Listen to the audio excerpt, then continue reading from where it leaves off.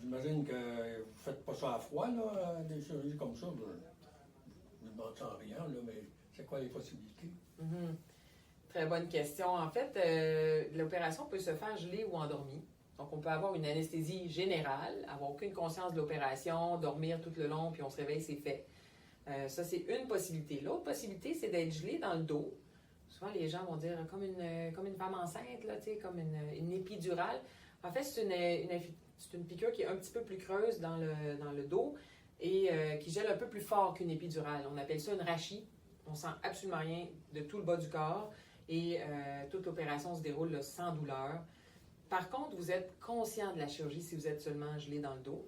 Et j'aime bien dire aux patients tout de suite, là, vous allez pouvoir recevoir dans votre sérum, là, dans votre soluté, un petit quelque chose pour perdre partiellement conscience ou avoir vraiment comme moins conscience de la chirurgie, presque oublier l'entièreté, sans avoir nécessairement l'anesthésie générale puis avoir le tube là, qui doit être inséré pour vous faire respirer.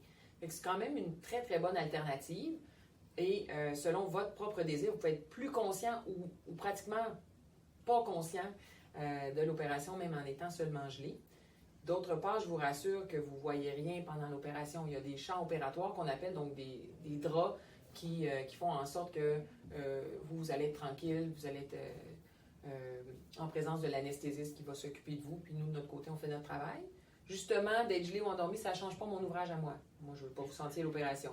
Après, c'est vraiment une préférence personnelle. Et aussi, il se peut que votre anesthésiste ait une préférence pour vous selon votre santé. Par exemple, si vous avez soit des anciennes chirurgies dans votre dos, ça peut être plus difficile d'accéder pour mettre l'aiguille.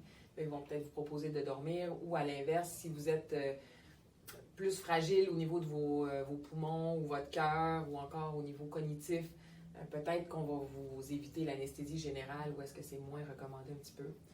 Quand on est endormi, parfois on peut avoir des petites pertes de mémoire dans les jours qui suivent.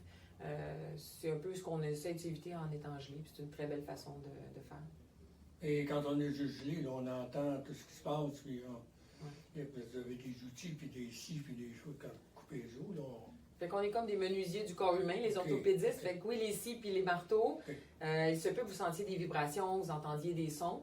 Toutefois, si c'est incommodant pour vous, mais que vous souhaitez éviter l'anesthésie générale, vous pouvez demander vraiment d'être un peu plus sédationné, un petit peu plus, un peu plus affecté par votre médication dans les veines là, pour en avoir moins conscience. Ça pourrait être stressant d'entendre ça, en tout cas pour moi, là, possiblement. Oui. C'est ce qu'il faut évaluer avec votre anesthésiste. Pour les inconvénients de l'anesthésie générale, on nommait tout à l'heure un petit peu plus au niveau des poumons, le cœur, un petit peu plus des médicaments forts là, pour aller vous endormir.